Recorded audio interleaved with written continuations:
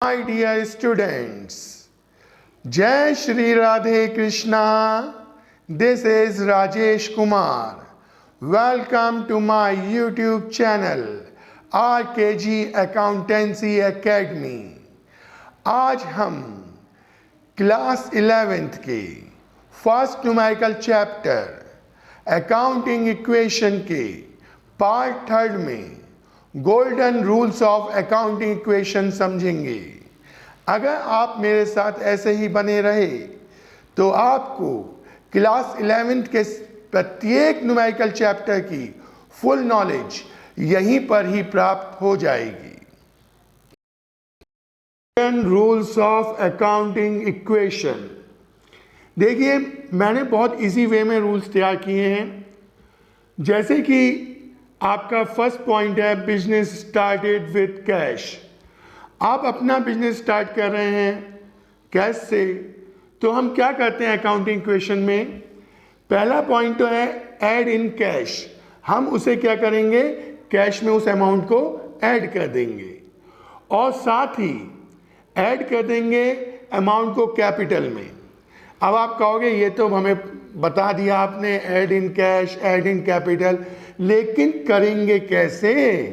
तो मैंने उसे एक एग्जाम्पल के तौर पे बताया कि एसेट्स, जैसे हमारी अकाउंटिंग इक्वेशन क्या होती है, assets is equal to liabilities plus capital. तो हम क्या करेंगे? एसेट्स में कैश का कॉलम बनाएंगे और वहाँ पर अमाउंट लिख देंगे। जैसे मैंने 50,000 से अपना बिजनेस स्टार्ट किया है तो 50,000 में कैश में प्लस कर दूंगा और ऐसे ही 50,000 में कैपिटल में प्लस कर दूंगा। समझ में आ गया? अब और कौन सी ट्रांजैक्शन आ सकती है अकाउंटिंग इक्वेशन में? जैसे कि गुड्स परचेज्ड इन कैश। आप गुड्स कैश परचेज कर रहे हैं तो मैं क्या करूंगा कि कैश में से वो पैसा अमाउंट लेस कर दूंगा, क्योंकि जब आप कैश परचेज कर रहे हो तो पैसा तो जाएगा आपके पास से, और स्टॉक में ऐड कर दूंगा, क्योंकि हम जब गुड्स परचेज करेंगे तो हमारा स्टॉक बढ़ जाएगा। जैसे कि मैंने पहले में आपको एग्जांपल दिया था वैसे यहां पे भी दे रहा हूं। हम इसे अकाउंटिंग इक्वेशन में दिखाएंगे कैसे। एसेट्स में हम कैश में से तो 50,000 लेस करते, 5,000 लेस करते हुए दिखाएंगे, या 25,000, जितने का भी आपने गुड्स परचेज किया, और स्टॉक में ही वो अमाउंट प्लस करते हुए दिखाएंगे। इसका लायबिलिटीज और कैपिटल से कोई मतलब नहीं है। Third, goods sold in cash. जैसे कि आप गुड्स कैश में बेचना चाहते हैं तो हम क्या करेंगे अकाउंटिंग इक्वेशन में? ऐड इन कैश, यानी कैश में तो ऐड कर देंगे और आपका माल गया, आपके पास से गुड्स गया, तो क्या करोगे? स्टॉक में से लेस कर देंगे। यानी आपके पास कैश तो आ रहा है तो कैश में आप ऐड कर रहे हो, लेकिन गुड्स जा रहा है तो गुड्स में से लेस कर रहे हो। अब एग्जाम्पल के तौर पे मैंने समझाया। आप क्या करोगे? कैश में तो प्लस करके हुए दिखाओगे और जितने का स्टॉक गया है वो स्टॉक माइनस करते हुए दिखाओगे। इसका भी लायबिलिटीज और कैपिटल से कोई मतलब नहीं है। Fourth, goods purchase on credit. अगर आप उधार माल खरीद रहे हो, गुड्स आप उधार खरीद रहे हो, तो स्टॉक तो आ रहा है भाई, गुड्स आ रहा है, तो हम क्या करेंगे? स्टॉक में तो ऐड करेंगे, लेकिन आपके पास से कैश नहीं गया। आपने गुड्स किससे खरीदा होगा? अपने क्रेडिटर से, तो हम क्रेडिटर में ऐड कर देंगे। एग्जाम्पल के तौर पर एसेट्स में तो हम स्टॉक में प्लस करते हुए दिखाएंगे जितने का भी गुड्स है, और लायबिलिटीज में क्रेडिटर में प्लस करते हुए दिखाएंगे। कैपिटल से हमारा कोई मतलब नहीं है। अब फिफ्थ है गुड्स सोल्ड ऑन क्रेडिट। अगर आप उधार माल बेच रहे हो, अब आप कहोगे उधार माल किसको बेचते हैं? अपने डेटर्स को। तो हम क्या करेंगे भाई, जब आप गुड्स सोल्ड करोगे तो गुड्स जा रहा है, यानी स्टॉक में से तो लेस कर देंगे। और किसको आपने गुड्स बेचा है? कैश तो नहीं बेचा जो कैश आए, आपने उधार बेचा है ना। तो अब क्या करोगे, डेटर्स में ऐड कर दोगे। एग्जाम्पल के तौर पर, जैसे कि हमने बेटा जी 20,000 का माल यानी गुड्स उधार बेचा है, तो स्टॉक में से तो वो अमाउंट लेस कर देंगे और डेटर्स में वो अमाउंट प्लस कर देंगे। कैश से हमारा कोई मतलब नहीं है, ना लायबिलिटीज में कुछ जाएगा ना कैपिटल में कुछ मतलब है। Sixth, expenses paid in cash. Expenses paid in cash, अगर आप एक्सपेंसेस यानी खर्चे कर रहे हो तो क्या करोगे, कैश में से तो माइनस हो जाएगा और कैपिटल भी आपकी कम होगी, कैपिटल में से भी माइनस हो जाएगा। जैसे फॉर एग्जाम्पल हमने बेटा जी रेंट पेड किया, जैसे 10,000, कैश कम हो गया, कैश में से माइनस, और जैसे जैसे एक्सपेंस होते जाते हैं कैपिटल भी रिड्यूस होती है, कैपिटल भी तो कम होगी, तो वो कैपिटल में से भी माइनस हो जाएगा। सेवेंथ, जैसे कि एक्सपेंसेस ड्यू हैं, एक्सपेंसेस ड्यू हैं, आउटस्टैंडिंग एक्सपेंसेस कहते हैं उन्हें, यानी एक्सपेंसेस देने बाकी हैं। अब इसका क्या रूल बनेगा, हम लायबिलिटी साइड में एक कॉलम बना देंगे, किसका, आउटस्टैंडिंग एक्सपेंसेस का, उसमें तो अमाउंट ऐड कर देंगे। अब ये एक्सपेंस है तो यानी हमारी क्या होगी, कैपिटल रिड्यूस हो जाएगी, कम हो जाएगी। हम कैपिटल में से इस अमाउंट को डिडक्ट कर देंगे, घटा देंगे। कैसे, जैसे फॉर एग्जांपल के तौर पे मैंने बताया, लायबिलिटीज में मैंने आउटस्टैंडिंग एक्सपेंसेस का एक कॉलम बनाया और उसमें वो अमाउंट लिख दी और कैपिटल में से अमाउंट लेस करके दिखा दी।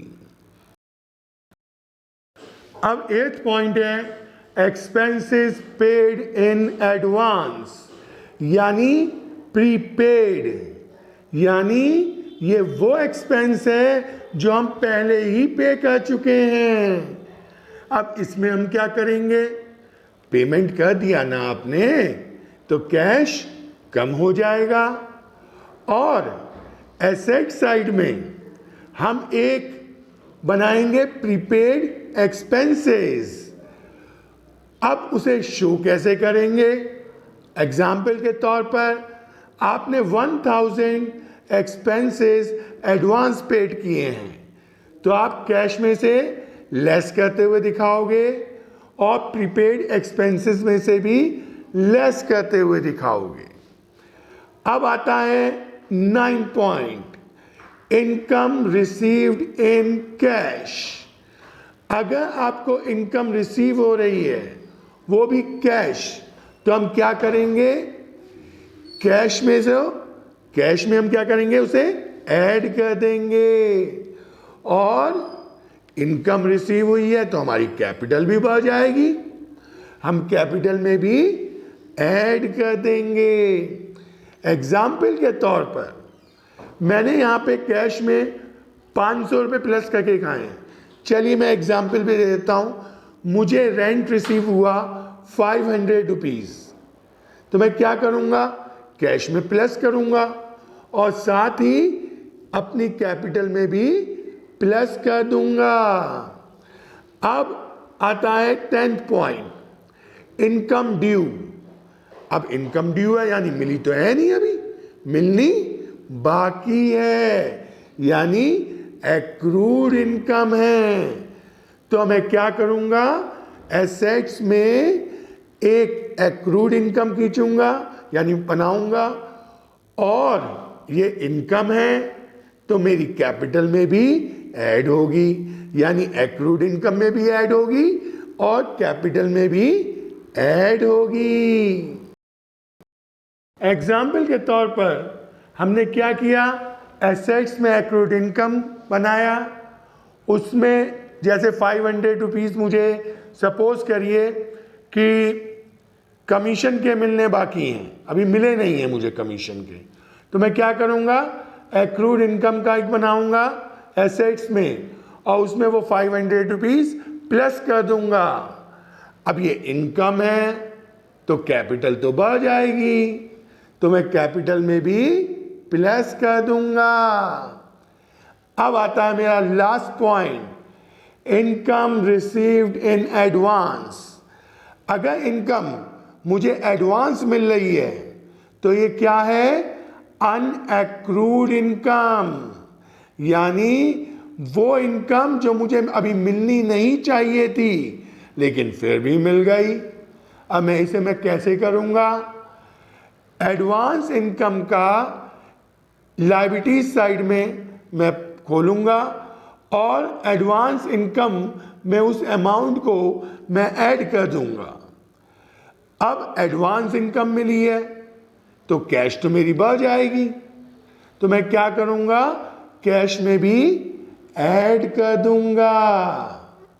अब एग्जाम्पल के तौर पे कैसे शो करें, तो मैं कैश एसेट्स में कैश में 500 रुपये प्लस कर दिए। जैसे सपोज करिए मुझे कमीशन के एडवांस रिसीव हो गए, तो मैं क्या करूँगा, कैश में तो प्लस कर दूँगा और लायबिलिटीज में एडवांस इनकम खोलकर उसमें भी 500 रुपये प्लस कर दूँगा। देखिए ये तो मैंने रूल समझाए, कुछ बातें हैं जो मैं नोट के रूप में आपको बताना चाहता हूं। देखिए ऐसा होता है बेटा जी, कभी कभी क्या होता है कि हम गुड्स सोल्ड कर रहे हैं, चाहे कैश करो चाहे क्रेडिट करो, वो तो बात की बात है। स्टॉक हमने खरीदा था, जैसे गुड्स खरीदा था 500 रुपये का, अब मैं उसे बेचने जा रहा हूं। जरूरी कौन सा है कि मैं 500 रुपये की चीज 500 में बिक जाए। सपोज करो 400 में बिकी तो 100 रुपये का लॉस हुआ नहीं हुआ, तो लॉस हुआ तो मैं इसे डिडक्ट कर दूंगा कैपिटल में से, और अगर 500 का गुड्स मेरा 600 में बिक गया तो 100 रुपये का मेरे को प्रॉफिट हो जाएगा, और प्रॉफिट हो जाएगा तो प्रॉफिट को मैं कैपिटल में ऐड कर दूंगा।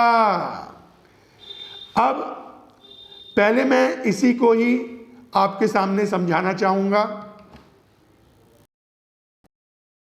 जैसे कि हमने यहां पर गुड्स 5,000 रुपये का जिसकी कॉस्ट थी, जितने मैंने उसे खरीदा था, उसे मैं 6,000 में बेच रहा हूं। अब आप दिमाग से सोचो कि 5,000 का आइटम मैं 6,000 में बेच रहा हूं तो मुझे 1,000 का प्रॉफिट हो रहा है।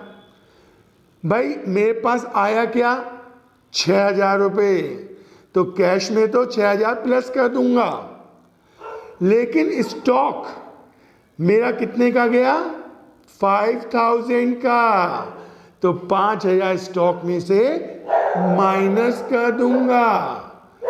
अब मुझे फायदा कितना हुआ है, प्रॉफिट कितने का हुआ है, 1,000 का। तो जितना भी प्रॉफिट होता है, मैंने अभी बताया था कहाँ पे ऐड होता है, कैपिटल में, तो मैं कैपिटल में ऐड कर दूंगा। अब लॉस का भी सुन लो, जैसे कि गुड्स जिसकी कॉस्ट 5,000 थी, अब पता नहीं क्या कारण था, मुझे तो पता नहीं, राजीव को मैंने बड़ी मुश्किल में 4,500 का बेचा। अब मैंने खरीदा कितने का था उसे, 5,000 में, और राजीव को बेचा कितने में, 4,500 में, यानी पूरे 500 का मुझे क्या हो गया बेटा जी, लॉस हो गया। तो मैं इसे कैसे दिखाऊं? मैं स्टॉक में से तो 5000 लेस करूंगा। अब मैंने राजीव को बेचा है, यानी कैश तो आया नहीं, राजीव को बेचा है, तो ये क्या है? उधार बेचना हो गया। तो मैं डेटर्स में से 4500 ऐड कर दूंगा, क्योंकि भैया डेटर्स बढ़ते जाएंगे, जितना उधार माल बेचूंगा उतने के ही डेटर्स बढ़ते जाएंगे। अब फायदा तो हुआ नहीं है, मुझे क्या हुआ है? 500 का लॉस हुआ है। तो लॉस को कहां दिखाते हैं बेटा जी? कैपिटल में लेस करते हुए दिखाते हैं। अब मैं आपके सामने सेकंड पॉइंट ला रहा हूं, इंटरेस्ट ऑन कैपिटल। देखिए अकाउंटिंग इक्वेशन में क्या होता है, इंटरेस्ट ऑन कैपिटल हो या इंटरेस्ट ऑन ड्राइंग हो, उसे हम उसकी अमाउंट को हम नील करते हुए दिखाते हैं। अब ये कैसे दिखाएंगे? हम कैपिटल में तो इंटरेस्ट ऑन कैपिटल को ऐड कर देंगे और उसी के नीचे हम उसे लेस करते हुए भी दिखाएंगे। अब आप कहोगे हमें तो समझ में आ नहीं रहा सर कि आप कैसे करना चाह रहे हैं। तो मैंने एग्जाम्पल के तौर पे कैसे समझाया, जैसे सपोज करिए आपने कैपिटल 10,000 लगाई। अब 10,000 कैपिटल आपने इन्वेस्ट की है, अगर उसका 5% इंटरेस्ट चार्ज किया जा रहा है, यानी आपको 5% इंटरेस्ट अलाउ किया जा रहा है, तो क्या करोगे? 500 रुपये निकला, आप कैपिटल में उसे ऐड करते हुए दिखाओगे और उसी के नीचे 500 रुपीज ही लेस करते हुए दिखाओगे। अब आता है last point, interest on drawing. जैसे मैंने अभी बताया कि इंटरेस्ट ऑन कैपिटल में और इंटरेस्ट ऑन ड्राइंग में हम नील करते हुए दिखाते हैं। कैसे?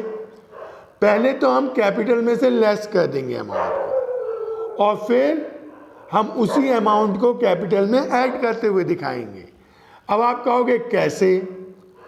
जैसे कि सपोज करो आपने अपने पर्सनल यूज के लिए 10,000 विड्रॉ किए हैं, अगर उसके ऊपर 5% इंटरेस्ट हो तो 5% कितना हुआ? 500। अब ये 500 रुपीज हम पहले कैपिटल में लेस करेंगे और यही 500 रुपीज कैपिटल में ऐड कर देंगे। अगर आपको आज की वीडियो अच्छी लगी हो तो प्लीज़ वीडियो को लाइक कीजिए, चैनल का सब्सक्रिप्शन पाने के लिए चैनल को सब्सक्राइब कीजिए और हाँ, बेल आइकन दबाना मत भूलिएगा, जिससे कि समय समय पर आपको नई वीडियो के नोटिफिकेशन प्राप्त होते रहें। अब अगर आपको कोई सजेशन देना हो तो प्लीज़ कमेंट सेक्शन आपके लिए खुला हुआ है, उसमें जाकर आप कमेंट कर सकते हैं। बस हम आपसे यही चाहते हैं कि आप अपना प्यार हमारे साथ ऐसे ही बनाए रखिए। तब तक के लिए बी सेफ, बी अपडेटेड। जय श्री राधे कृष्णा।